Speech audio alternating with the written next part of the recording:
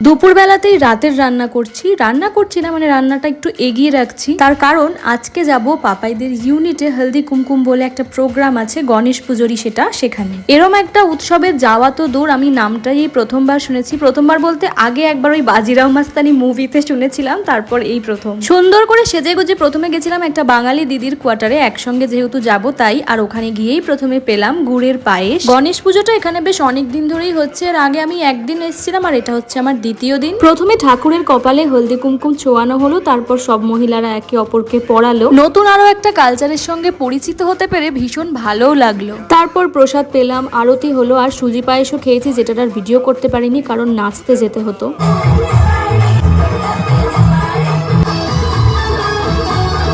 আমি তো আগে এই প্রোগ্রামগুলোতে একদমই যেতে চাইতাম না। আমাকে পাশের দিদি বলেছিল যে আরে যা, ওখানে গিয়ে দেখবি নিজের ভাষার মানুষ পাবি, তখন কত ভালো লাগছে।